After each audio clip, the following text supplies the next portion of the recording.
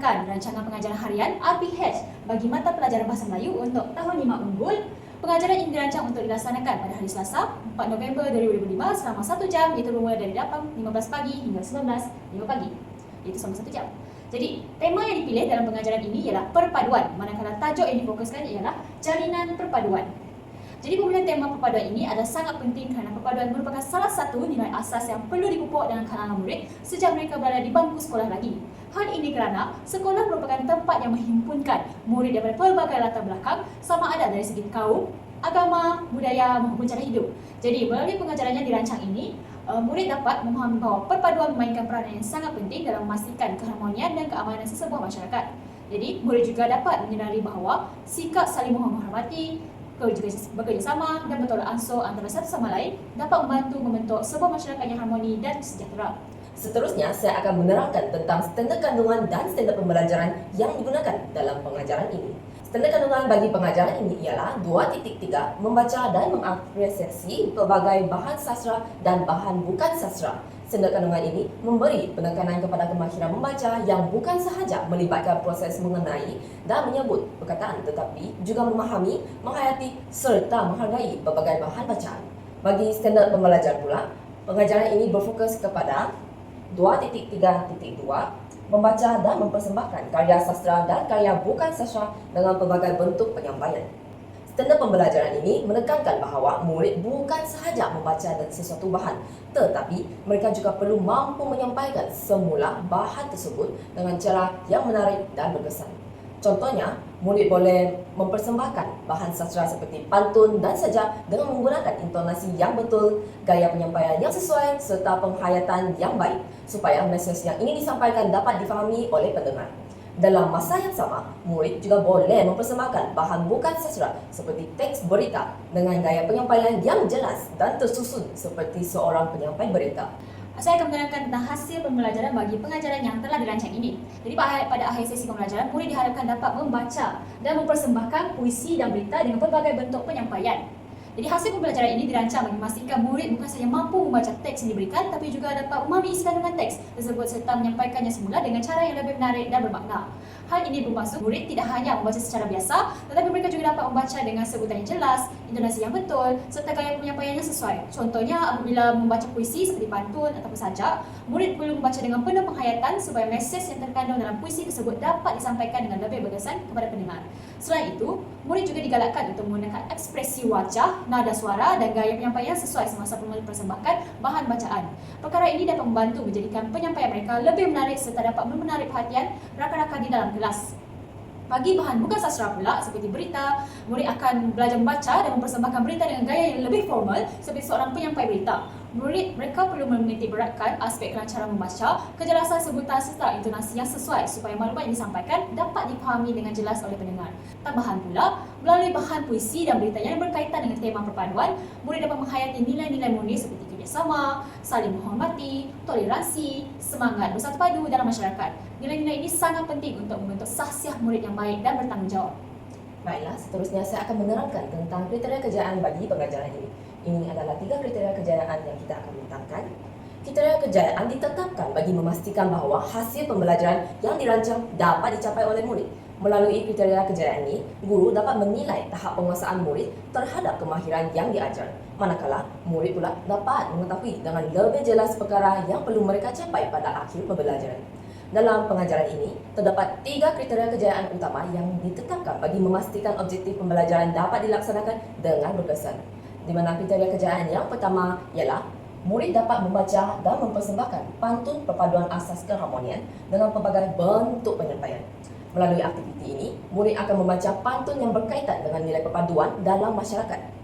Pantun tersebut mengandungi mesej yang menekankan kepentingan hidup bersatu padu, saling menghormati antara satu sama lain serta bekerjasama dalam kehidupan seharian. Kriteria kejayaan yang kedua ialah murid dapat membaca dan mempersembahkan sajak silang budaya dengan pelbagai bentuk penyampaian. Dalam aktiviti ini, murid akan membaca sajak dengan penuh penghayatan dan ekspresi supaya emosi serta mesej yang tergandung dalam sajak dapat disampaikan dengan lebih berkesan. Melalui aktiviti ini, murid bukan sahaja dapat meningkatkan kemahiran membaca mereka, tetapi juga dapat menghayati nilai perpaduan serta menghargai kepelbagaian budaya yang terdapat dalam masyarakat. Jadi, kriteria kejayaan yang ketiga pula ialah murid dapat membaca dan mempersembahkan berita sukan dengan pelbagai bentuk penyampaian. Di dalam aktiviti ini, murid akan membaca sebuah teks berita yang berkaitan dengan sukan. Sukan merupakan salah satu medium yang sangat berkesan dalam memupuk perpaduan dalam kalangan masyarakat. Sebagai contoh, apabila pasukan negara menyertai sesuatu pertandingan sukan, rakyat Malaysia daripada pelbagai kaum dan latar belakang akan bersatu hati dan memberi sokongan kepada pasukan negara. Jadi keadaan ini akan menunjukkan bahawa sukan mampu menyatukan masyarakat tanpa mengira perbezaan yang wujud. Baik, sekarang kita akan beralih kepada set induksi. Iaitu set induksi ini merupakan bahagian permulaan dan proses pengajaran dan pembelajaran yang bertujuan untuk menarik perhatian murid serta merangsang minat mereka untuk mengikuti pembelajaran yang akan dijalankan. Jadi dalam pengajaran set induksi ini dijalankan selama 5 minit. Pada peringkat ini, guru akan menayangkan satu video dokumentari pendek yang berkaitan dengan amalan rumah terbuka di Malaysia kepada murid. Video tersebut memaparkan suasana rumah terbuka yang diadakan semasa perayaan utama di Malaysia seperti Hari Raya Aidilfitri, Tahun Baru Cina dan Deepavali. Jadi dalam video ini, murid dapat melihat bagaimana masyarakat daripada pelbagai kaum dan latar belakang datang berkunjung ke rumah terbuka untuk bersama-sama merayakan suatu perayaan. Okey, saya akan tunjukkan contoh video daripada video. Assalamualaikum. Sandy. Waalaikumsalam. Selamat hari lebaran, Opa. Selamat Raya. Ini dari ibu saya. Terima kasih, Susati. Sedapnya. Ini kuih sodas dan ini kuih. Assalamualaikum. Nak raya boleh? Waalaikumsalam. Boleh? Masuk-masuk. Mana Yupin? Mana Yupin? Ayo, Mak.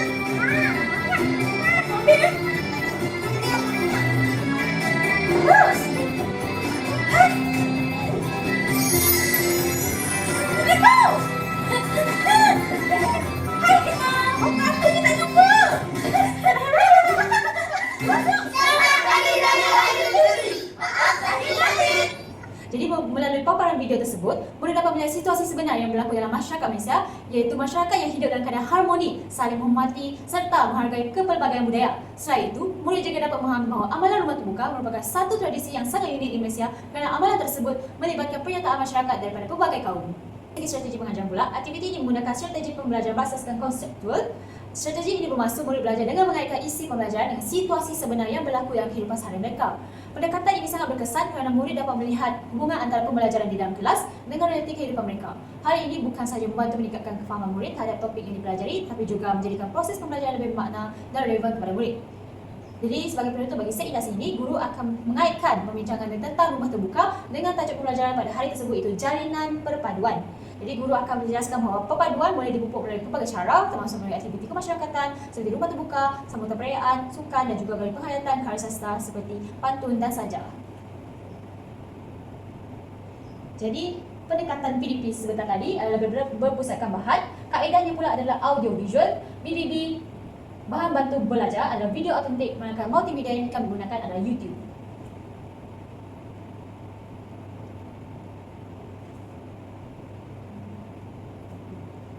Okey, untuk yang kedua, semangat perpaduan itu, murid menyatakan langkah menghubungkan perpaduan kaum melalui amalan rumah terbuka yang terdapat dalam video. Jadi strategi PDP kami adalah pembelajaran berasaskan konstruktivisme, iaitu pendekatan PDP berpusatkan bahan. Jadi kaedah kami adalah visual oral dengan oral oral. Tekniknya adalah dengan cara penerangan. BBB pula video autentik, dan kebat kami menekankan C4 iaitu menganalisis, kemudian 421 ialah C6 iaitu pemikiran kritis. Multimedia kami menggunakan YouTube sebentar tadi. Kemudian nilai pula adalah lebih kepada keberanian.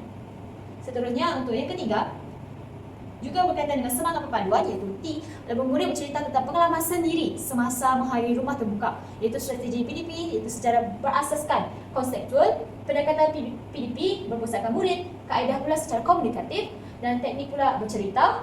Kebat, kami menekankan dua kebat, iaitu C3 dan C6, mengaplikasi dan mencipta. Kemudian 421, kami menekankan tiga, iaitu C3, C4, C5 dengan kolaboratif, komunikasi, kreativiti. Nilai pula lebih kepada nilai keyakinan. Yang keempat merupakan jalinan masyarakat, iaitu guru mengaitkan aktiviti pengajaran pembelajaran dengan tajuk jalinan perpaduan yang akan diajar. Jadi ini merupakan pautan buku teks digital. Ini merupakan teks yang kami rujuk dalam buku teks, itu rencana rumah terbuka. Dan di sini kami rujuk semua bahan berdasarkan teks ini. Baiklah, seterusnya saya akan menerangkan tentang langkah pengajaran yang pertama dalam rancangan pengajaran harian ini. Pada langkah pertama ini, guru akan memperkenalkan sebuah pantun yang bertajuk Perpaduan Asas Keharmonian kepada murid. Pantun ini dipilih kerana pantun merupakan salah satu karya sastra tradisional Melayu yang mudah dipahami oleh murid serta mengandungi pelbagai nilai dan pengajaran yang berguna dalam kehidupan. Pantun tersebut juga berkaitan secara langsung dengan tema pengajaran pada hari tersebut, iaitu perpaduan. Oleh itu, melalui pembacaan pantun ini, murid bukan sahaja dapat meningkatkan kemahiran membaca, tetapi juga dapat memahami kepentingan nilai perpaduan dalam kehidupan bermasyarakat. Baiklah, ini adalah dalam langkah pertama di mana masanya bermula daripada jam 8.20 hingga jam 8.40, iaitu selama 20 minit. Dan langkah yang pertama kita menekankan kepada konsep dan ciri-ciri pantun. Seperti yang saya katakan tadi, murid akan membaca teks konsep dan ciri-ciri bentuk pantun melalui pautan Canva ini. Di mana slide Canva ini menyediakan konsep dan ciri-ciri pantun dengan tema yang sangat menarik, dengan tema Doraemon yang sangat menarik perhatian murid untuk fokus dalam kelas.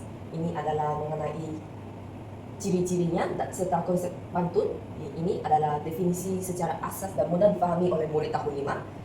Dan ini adalah komponen utama bagi ciri-ciri utama dalam sebuah pantun.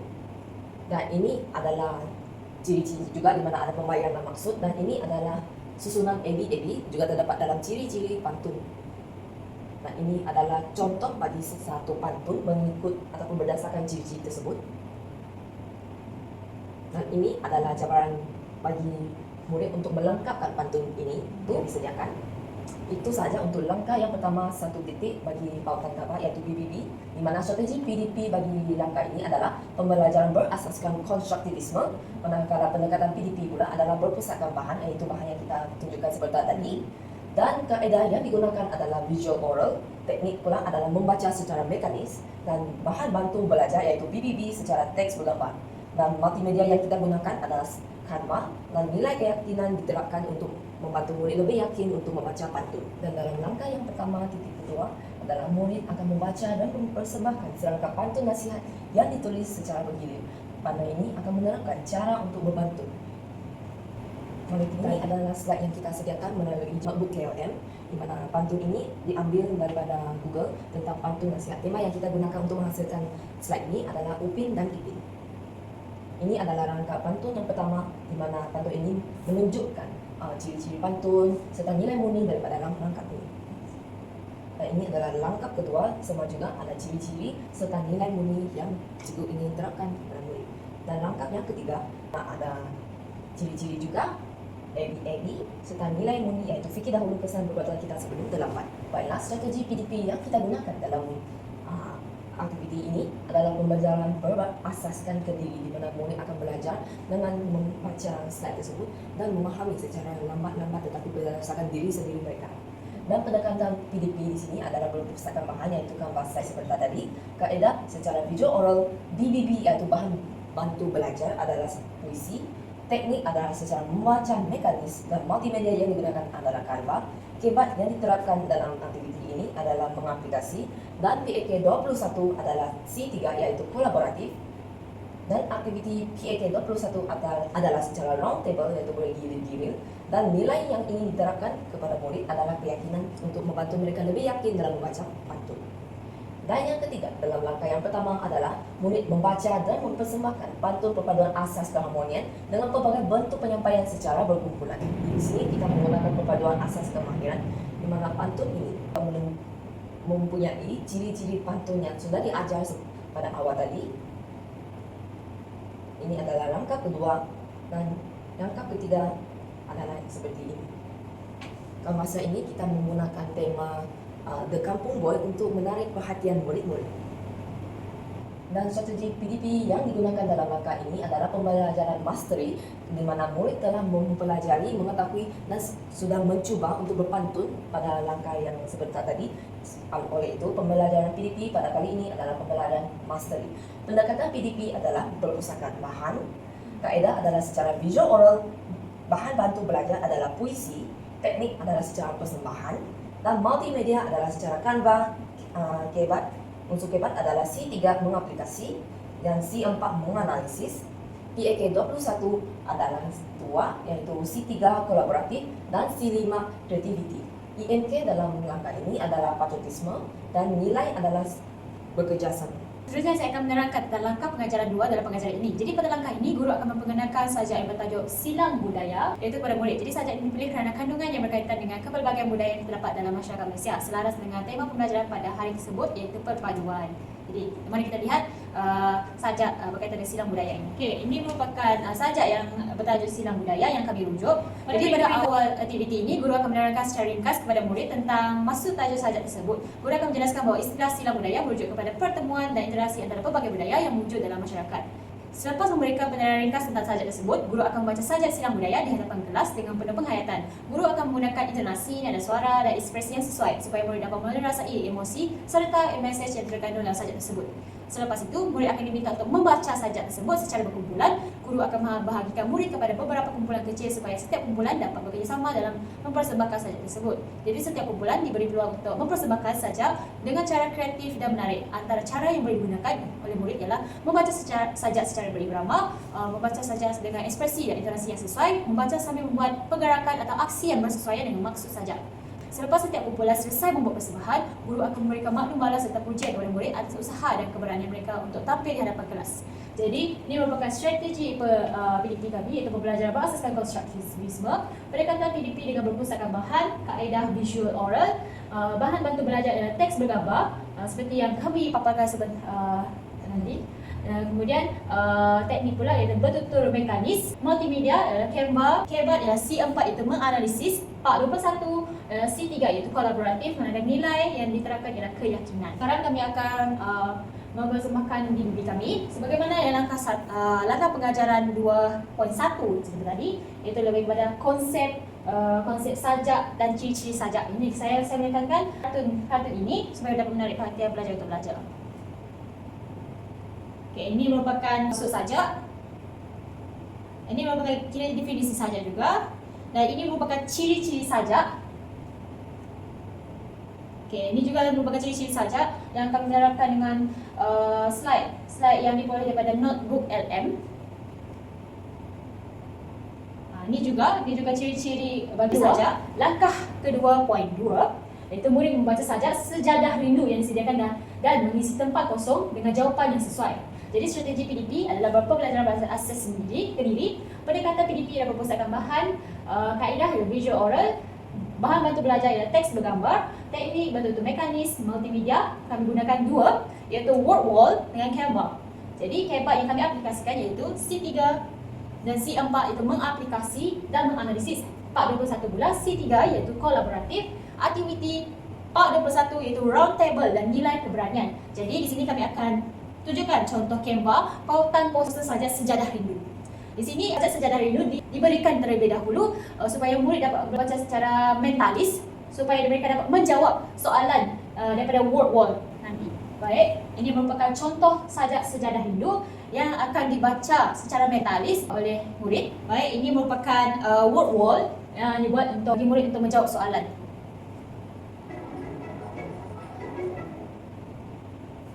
Baik, di sini kami terapkan isi tabak kosong supaya mereka boleh memahami sajak itu lebih baik. Contoh, kita letak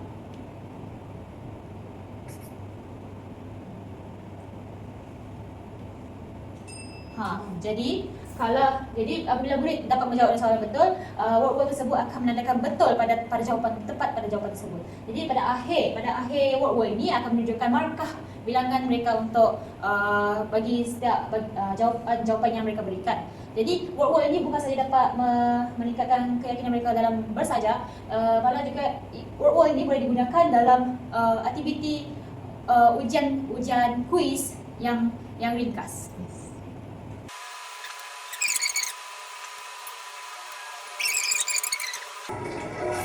Okay, ini merupakan skor ataupun markah yang diperolehi oleh murid tersebut.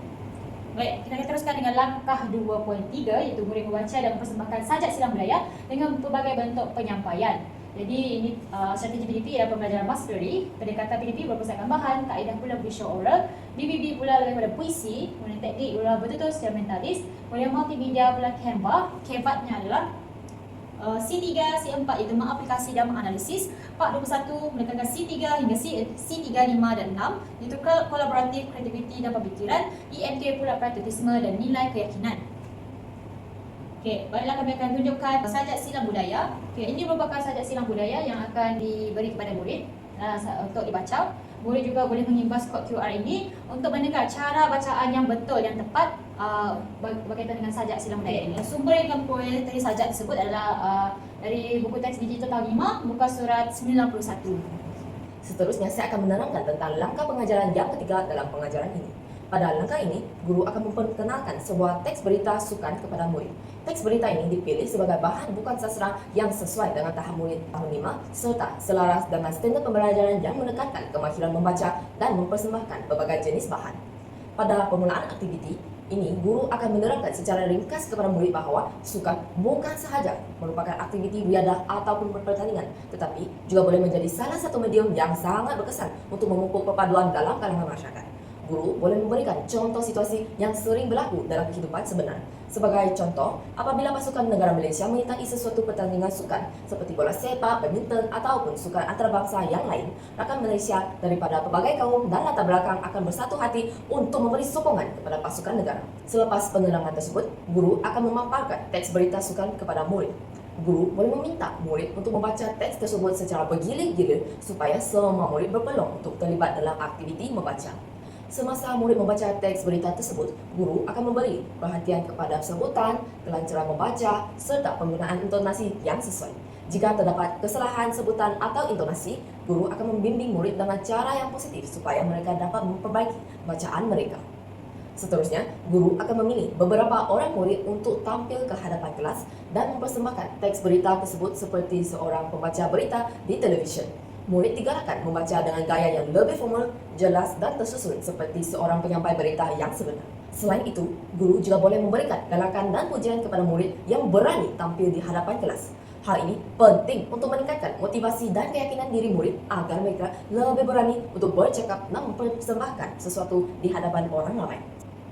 Dan ini adalah contoh aktiviti yang kita sediakan dalam langkah yang ketiga, di mana yang pertama kita menekankan sukan dalam bentuk perpaduan, iaitu murid dapat membaca teks berkaitan konsep dan ciri-ciri bentuk berita. Sini kita akan persembahkan slide cover yang kita sediakan, iaitu BBB.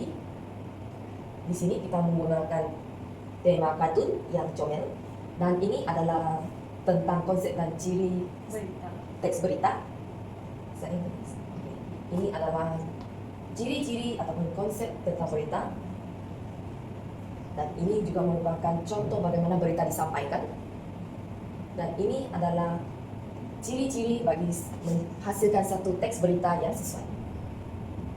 Dan ini adalah syarat bagi menghasilkan satu berita yang sah dan valid. Dan ini adalah contoh ataupun ciri-ciri yang perlu ada dalam satu teks berita bagi masyarakat. Dan ini adalah tujuan untuk menghasilkan satu teks berita yang baik dan sah dan benar. Dan ini adalah sebab kenapa berita itu penting dalam kehidupan masyarakat. Dan strategi PDP yang kita akan laksanakan adalah pembelajaran berasaskan kontekstual. Pendekatan PDP adalah berpusatkan bahan. Kaedah yang digunakan adalah visual oral. Bahan bantu belajar adalah teks bergambar. Teknik yang akan dilaksanakan ataupun diaplikasi adalah bertutur secara mekanis. Multimedia adalah menggunakan aplikasi Canva. Kebat iaitu C4 menganalisis, dan nilai yang ini diterapkan adalah nilai keyakinan. Dan yang kedua adalah murid membaca dan mempersembahkan teks berita banjir dalam pelbagai bentuk penyampaian. Di sini, strategi PDP ialah pembelajaran berasaskan permainan. Pendekatan PDP pula berpusatkan bahan. Kaedah adalah secara visual oral, dan bahan bantu belajar adalah teks bergambar. Teknik yang digunakan adalah secara bertutur mentalis. Dan multimedia yang digunakan adalah Canva. Kebat ada dua, iaitu C3 mengaplikasi dan C4 menganalisis. PAK 21 adalah C3 kolaboratif, dan nilai yang ini diterapkan adalah nilai keberanian. Ini kita akan mempersembahkan BBB yang kita sediakan.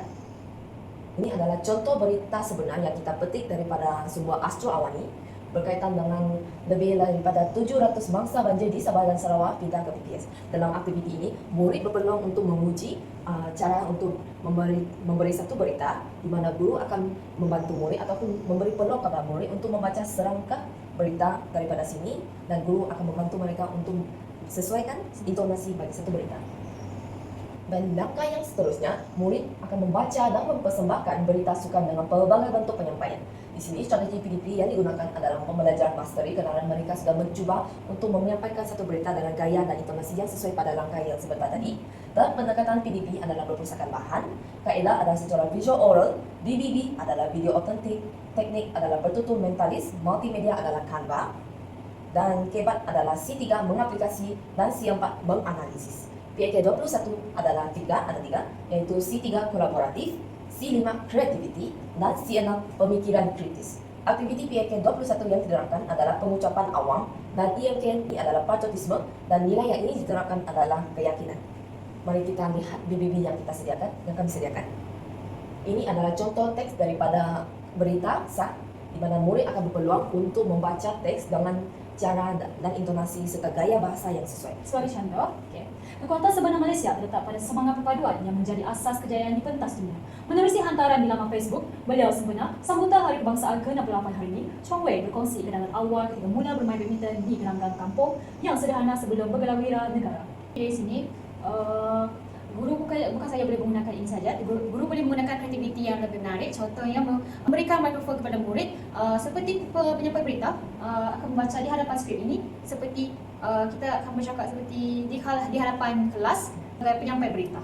Ini adalah sumber berita yang kita petik yang sesuai bagi tajuk yang akan cikgu ajar nanti, iaitu jalinan perpaduan. Bagi penutup pula, guru akan membuat rumusan tentang pembelajaran pada hari tersebut. Jadi guru akan menegaskan bahawa perpaduan sangat penting untuk memastikan negara kita sentiasa aman dan harmoni. Guru juga mengingatkan murid bahawa setiap individu mempunyai peranan dalam memupuk perpaduan sama ada di sekolah, di rumah ataupun dalam masyarakat. Jadi akhir sekali guru memberi pujian kepada murid yang aktif dalam aktiviti pembelajaran dan menggalakkan mereka untuk sentiasa menghormati antara satu sama lain walaupun berbeza kaum, agama dan budaya. Dan refleksi pengajaran di sini ada tiga. Yang pertama ialah refleksi perancangan, di mana perancangan pengajaran disusun dengan berpandukan standard kandungan dan standard pembelajaran yang telah ditetapkan. Yang kedua adalah aktiviti pengajaran dirancang secara berperingkat bermula daripada seinduksi hingga penutup bagi memastikan objektif pembelajaran tercapai.